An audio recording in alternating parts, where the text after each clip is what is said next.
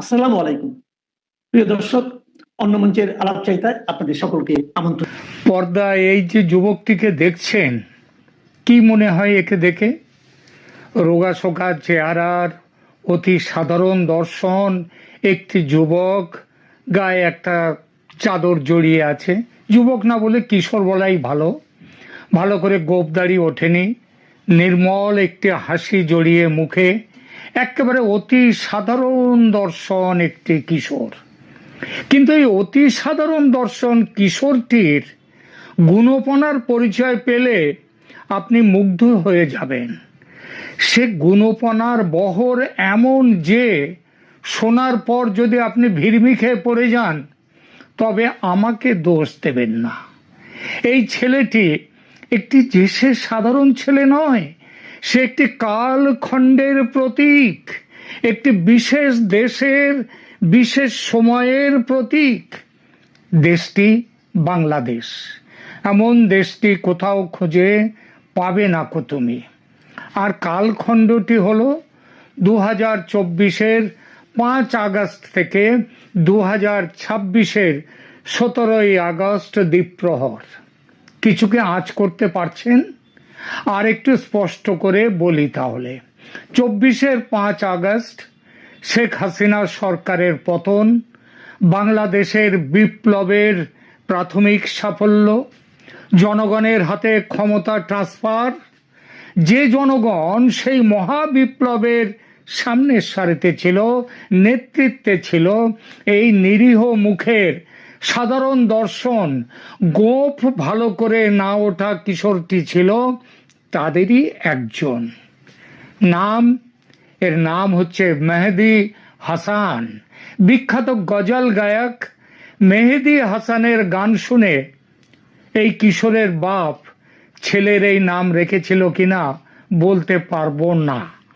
তবে ছেলে যেভাবে বিখ্যাত হয়ে উঠেছে এই এতটুকু বয়সে, ভালো করে গোপের রেখা গজায়নি, এই বয়সে সে যেভাবে বিখ্যাত হয়েছে তাতে বাপের স্বপ্ন একেবারে বৃথা যায়নি।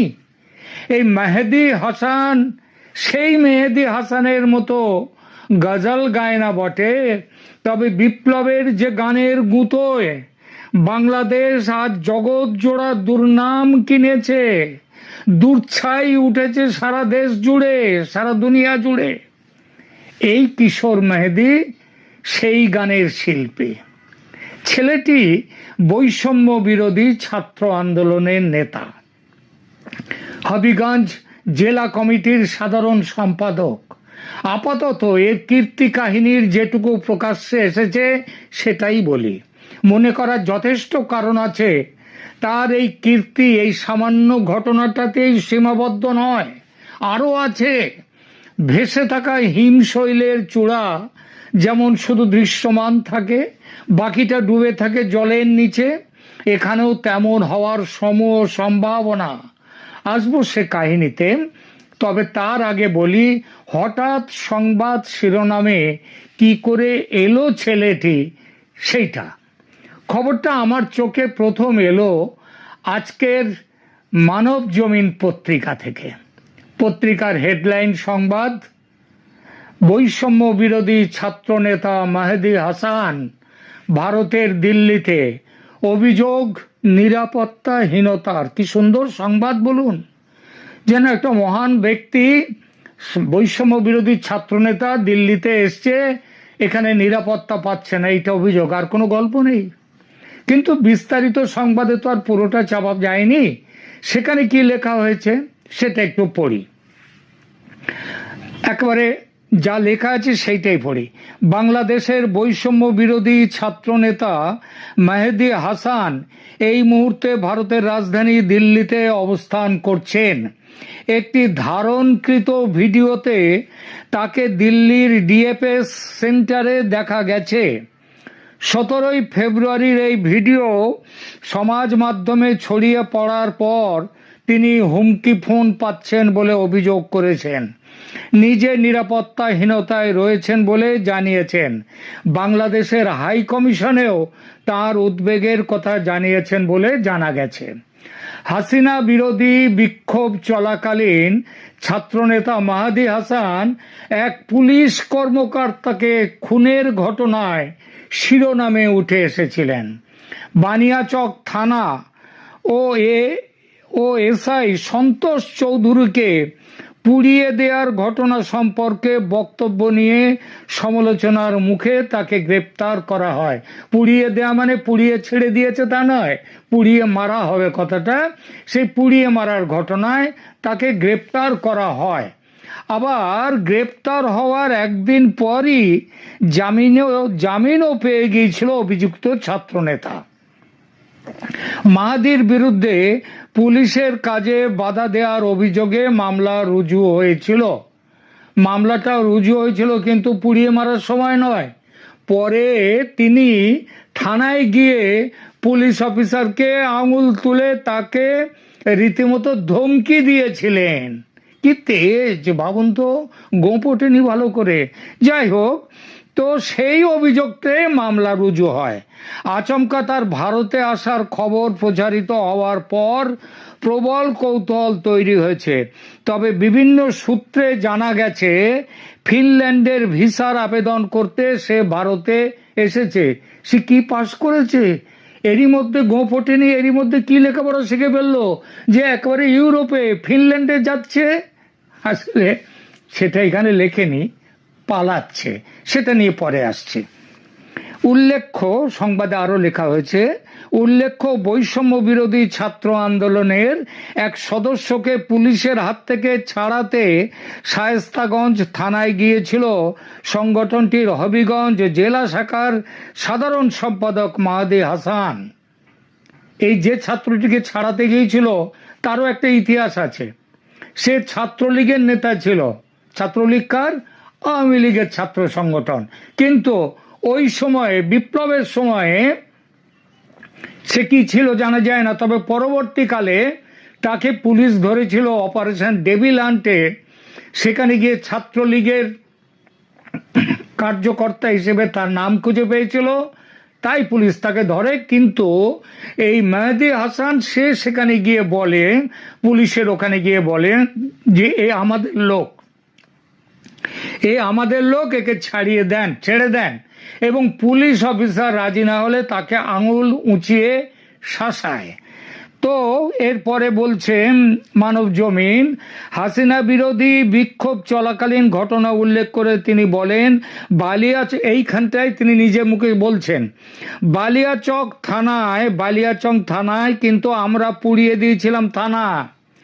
এসআই সন্তোষ চৌধুরী, তাকে কিন্তু জ্বালাই দিয়েছিলাম। এই ভিডিও সোশ্যাল মিডিয়ায় ছড়িয়ে পড়তে শুরু হয় বিতর্ক। এই আবহে মাহাদি হাসানকে শোকজ নোটিশ পাঠান বৈষম্য বিরোধী ছাত্র আন্দোলনের দপ্তর সম্পাদক। হ্যাঁ, শোকজ নোটিশ পাঠিয়েছিলেন, কিন্তু তারপরে কি হয়েছিল আগে খবরটা পড়ে নেই। পরে তাকে বাড়ি থেকে গ্রেপ্তার করে নিয়ে যায় পুলিশ এবং যদিও সে জামিনে ছাড়া পেয়ে যায়। প্রশ্নটা হচ্ছে যে তাকে বলছে যে তাকে আন্দোলনে তাকে শোকজ করে, কেন তুই মুখ ফুটে স্বীকার করলি আমি খুন করেছি, এই অপরাধে তাকে শোকজ। কিন্তু শোকজ করা তো সেটা তো হয়ে গেল সামনাসামনি, আবার তাকে পুলিশ যাতে ছেড়ে দেয় তার জন্য থানা ঘেরাও হয়েছিল, সেটাও করেছিল এই দপ্তর, ওই যে বৈষম্য বিরোধী ছাত্র আন্দোলনের জেলা কমিটি। আবার তার জন্যে বিখ্যাত মাহাদি হাসান, তার জন্যে ঢাকাতেও পর্যন্ত বিক্ষোভ হয়, সেখানেও অবস্থান বিক্ষোভ করে বৈষম্য বিরোধী ছাত্র সংগঠন। মানব জমিন অনলাইন নিউজ পোর্টালের প্রকাশিত বিবরণী এটা। তবে এর বাইরেও অনেক কিছু আছে। এই ক্ষণজন্মা মহাপুরুষকে মুক্ত করার জন্য তার সংগঠন কিভাবে ঝাঁপিয়ে পড়েছিল রাস্তায়, কিভাবে পুলিশকে গুলিগোলা চালাতে হয়েছিল, কিভাবে ওখানে আগুন জ্বলেছিল, এই সব কিছু তার কোনো ইঙ্গিত মানব জমিনের রিপোর্টে নেই। 24 ঘন্টাও আটক থাকতে হয়নি জনাব মেহেদী হাসানকে। বিচারক সাহেব কেস আদালতে উঠতেই তাকে সসম্মানে মুক্তি দিয়ে দেশ ও জাতির প্রতি মহান কর্তব্য পালন করেছিলেন ওই বিচারক মহাশয়। আর পুলিশ তো হাত ঝেড়েই নিয়েছে। এবার আসি এই মেহেদী হাসানের এখন সংবাদে উঠে আসার কারণ নিয়ে। খবরে প্রকাশ, বাংলাদেশের নির্বাচনে জামাত এনসিপি জোটের হেরে যাওয়া ও বিএনপির মহাবিজয়ে 24 জুলাই বিপ্লবের কুশীলবরা, শুধু ওই উপদেষ্টারা নয়, সাধারণ কুশীলবরাও, তারাও দেশ ছেড়ে পালাতে ব্যস্ত এখন। সেই পালানোর জন্য গতকাল 17 ফেব্রুয়ারি মেহেদী এসছিল দিল্লির ডিএফএস সেন্টারে ফিনল্যান্ডের ভিসার জন্য কাগজ জমা দিতে। সে সময় তার পরিচিতি কেউ ধরে ফেলে, চেনা জানা কেউ তাকে দেখে ফেলে, এবং সে যে ভিসা নিয়ে বিদেশে পালাতে ভারতে এসেছে এই খবর একবারে চাউর হয়ে পড়ে। কেউ একজন তার ভিডিও ও কীর্তি কাহিনী সোশ্যাল মিডিয়াতে পোস্ট করে দেয়। সেই পোস্ট ভাইরাল হয়ে যায় এবং তারপরে সে হোটেলে ফিরতেই তার কাছে হুমকি ফোন আসতে থাকে। এতে একটু ঘাবড়ে যায় সে। ঘাবড়ে গিয়েও, মহাবিপ্লবী তো, সুতরাং ঘাবড়ে গিয়েও সে তার হুঁশ জ্ঞান হারায়নি। সে দিল্লির বাংলাদেশ দূতাবাসকে জানায় যে তার নিরাপত্তায় সংকট দেখা দিয়েছে, তিনি হুমকি ফোন পাচ্ছেন, কেউ তাকে মেরে ফেলতে পারে, মারতে পারে। দূতাবাস তখন বলে তাকে দেশে চলে যাওয়ার পরামর্শ দেয়। তারপর আজ 18 ফেব্রুয়ারি, আজকেই দুপুর 12:20 সে ঢাকার ফ্লাইটে উঠতে যায় দিল্লি বিমানবন্দর থেকে। দিল্লি বিমানবন্দরের ইমিগ্রেশন পুলিশ তাকে আটক করে। তবে সংবাদে প্রকাশ, ঘণ্টাখানেকের জিজ্ঞাসাবাদের পর তাকে আবার ছেড়েও দেয়। এই ছেড়ে দেওয়াটা নিয়ে যদিও ভারতের সোশ্যাল মিডিয়ায় নানা প্রশ্ন উঠছে, কারণ তার বিরুদ্ধে ছাড়তে বাধ্য হয় পুলিশ দিল্লির, কারণ তার বিরুদ্ধে ভারতে কোনো মামলা নেই। আর সে বাংলাদেশেও থেকে ওই ঝাঁপানো পাসপোর্ট বা অবৈধভাবে ভারতে আসেনি, সে বৈধ পাসপোর্ট নিয়েই, ভিসা নিয়েই ভারতে এসেছিল। আর বাংলাদেশেও ফ্যাসিস্ট হাসিনার পুলিশ পুড়িয়ে মারার যে মহান কাজ যারা করেছে তাদের বিরুদ্ধে তো মামলা হবে না। তারা তো ইনডেমনিটি পেয়ে বিচার প্রক্রিয়ার ঊর্ধ্বে উঠে গেছে, তাদের কোনো বিচার হবে না। সুতরাং বাংলাদেশে বা মামলা কেন হবে? হ্যাঁ, সে পরে থানায় গিয়ে পুলিশকে ভয় দেখিয়েছে, এইটাই তো, পুলিশের সাথে বাজে ব্যবহার করেছে।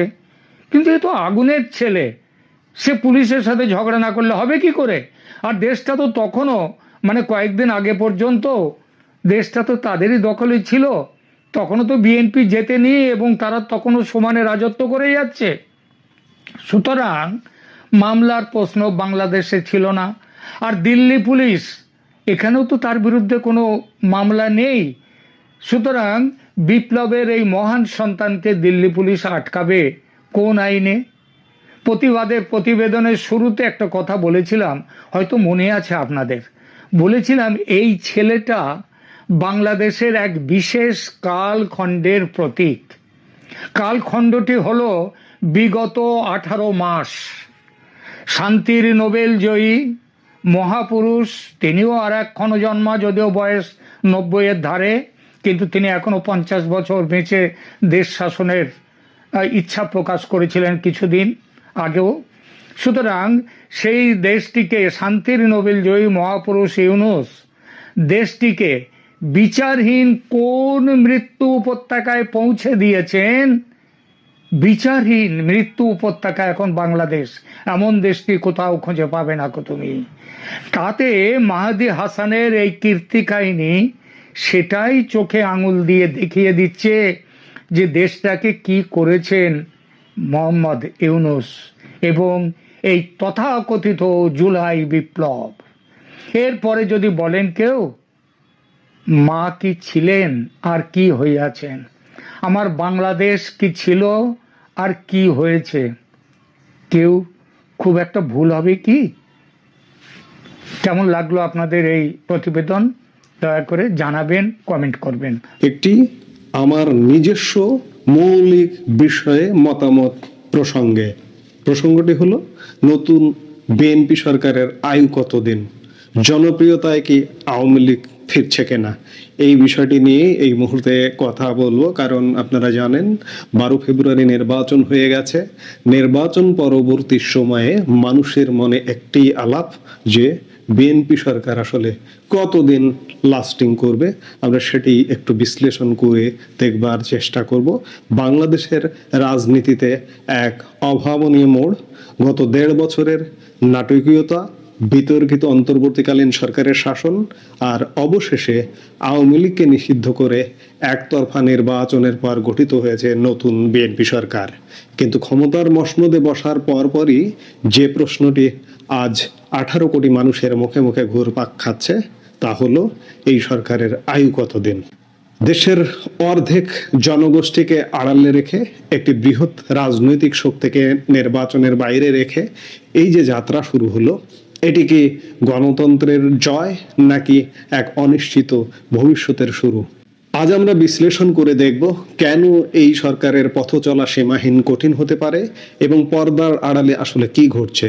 বন্ধুরা, ইতিহাসের চাকা যেন এক অদ্ভুতভাবে ঘুরে দাঁড়িয়েছে।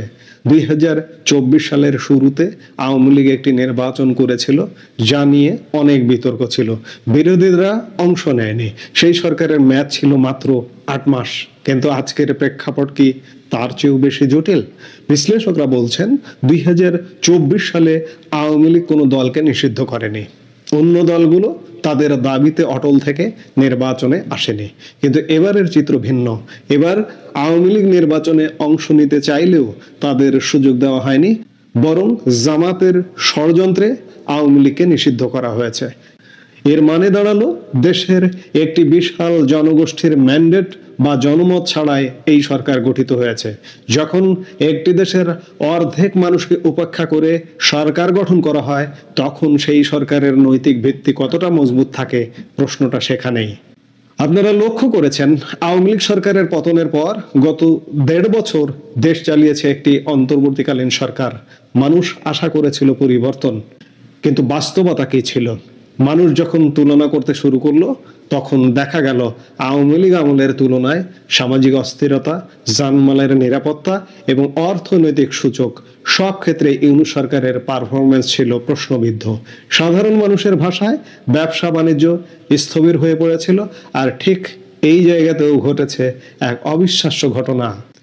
ক্ষমতা ছাড়ার সময় আওয়ামী লীগ যে অজনপ্রিয়তার তুঙ্গে ছিল, গত 1.5 বছরে তাদের সেই জনপ্রিয়তা আকাশচুম্বী হয়েছে। মানুষের মুখে মুখে আজ একটাই কথা, আগের সরকারই ভালো ছিল। এমনকি বিভিন্ন গোপন গোয়েন্দা রিপোর্টে উঠে এসেছে যে আজ যদি আওয়ামী লীগকে সাথে নিয়ে একটি সুষ্ঠু নির্বাচন হতো, তবে তারা ভূমিধস জয় পেত। আর এই ভয় থেকেই কি আওয়ামী লীগকে নিষিদ্ধ করে নির্বাচনের বাইরে রাখা হলো? জনমনে এই সন্দেহ এখন বিষ বাষ্পের মতো ছড়াচ্ছে। এখন প্রশ্ন হলো, নতুন গঠিত বিএনপি সরকার কি 5 বছর পূর্ণ করতে পারবে? এক কথায় উত্তর দিতে গেলে এটি তাদের জন্য সীমাহীন কঠিন এক পরীক্ষা। কিন্তু কেন? কারণ বিএনপিকে শুধু সরকার চালালে হবে না, তাদের লড়তে হবে আওয়ামী লীগের সেই চোখ ধাঁধানো উন্নয়ন এবং স্থিতিশীলতার ইমেজের সাথে। আওয়ামী লীগ আমলের কিছু দুর্নীতি ও দুঃশাসন বাদ দিলে অবকাঠামো উন্নয়ন এবং অর্থনৈতিক স্থিতিশীলতার যে মাপকাঠি তারা তৈরি করে গেছে, বিএনপিকে তার চেয়েও ভালো কিছু করে দেখাতে হবে। যদি কয়েক মাসের মধ্যে আইন শৃঙ্খলা পরিস্থিতির উন্নতি না হয়, যদি দ্রব্যমূল্য মানুষের নাগালের বাইরে থাকে, তবে সাধারণ মানুষ রাজপথে নেমে বলতে শুরু করবে আওয়ামী লীগকে ফিরিয়ে দাও। একটি নিষিদ্ধ দল যখন মানুষের আবেগে জায়গা করে নেয়, তখন সরকারের জন্য তা হয়ে ওঠে সবচেয়ে বড় হুমকি। তবে মুদ্রার উল্টো পিঠও আছে। আওয়ামী লীগ বর্তমানে নিষিদ্ধ, তারা মাঠের রাজনীতিতে সক্রিয় হতে পারছে না, কিন্তু আজকের এই প্রযুক্তির যুগে ডিজিটাল প্ল্যাটফর্মে তাদের যে পরিমাণ সক্রিয় থাকার কথা ছিল, একজন নিরপেক্ষ পর্যবেক্ষক হিসেবে বলতে পারি সেখানে তাদের বিশাল ঘাটতি রয়েছে। বিদেশে বসে বা গোপনে ডিজিটাল ক্যাম্পেইন করে জনমতকে সংগঠিত করার যে সুযোগ আওয়ামী লীগের ছিল, তারা সেটি পুরোপুরি কাজে লাগাতে পারেনি। তাদের সাংগঠনিক দক্ষতা এখন এক বড় প্রশ্নের মুখে। বিএনপি সরকারের টিকে থাকা যেমন তাদের কাজের উপর নির্ভর করছে, তেমনি আওয়ামী লীগের রাজনীতিতে ফিরে আসা নির্ভর করছে তাদের আধুনিক ও কৌশলী সাংগঠনিক নেতৃত্বের ওপর। নিষিদ্ধতা কাটিয়ে তারা কি পারবে আবার রাজপথে ফিরতে, নাকি ডিজিটাল লড়াইয়ে পিছিয়ে পড়ার কারণে তারা আরো ফিরতে বিলম্ব হবে। দিন শেষে রাজনীতি হলো মানুষের জন্য। কোন দলকে নিষিদ্ধ করে অর্ধেক মানুষকে বাদ দিয়ে দীর্ঘমেয়াদী স্থিতিশীলতা আনা প্রায় অসম্ভব। বিএনপি সরকারের সামনে এখন পাহাড় সম চ্যালেঞ্জ। একদিকে জন আস্থা তৈরি, অন্যদিকে আওয়ামী লীগের ক্রমবর্ধমান জনপ্রিয়তার চাপ। যদি তারা জনগণের জানমালের নিরাপত্তা নিশ্চিত করতে না পারে, তবে ইতিহাসের পুনরাবৃত্তি হতে বেশি সময় লাগবে না। বাংলাদেশের মানুষ এখন অনেক বেশি সচেতন। তারা উন্নয়ন চায়, শান্তি চায় এবং সর্বোপরি তাদের ভোটের সঠিক প্রতিফলন চায়। সামনে কি ঘটছে? আওয়ামী লীগ কি পারবে তাদের সাংগঠনিক দুর্বলতা কাটিয়ে ফিরতে, নাকি বিএনপি তাদের কাজের মাধ্যমে মানুষের মন জয় করে পূর্ণ মেয়াদ শেষ করবে? সময়ই আসলে সব বলে দেবে। আপনার কি মনে হয়, এই সরকার কি 5 বছর টিকবে? কমেন্ট বক্সে আপনার মূল্যবান মতামত জানান।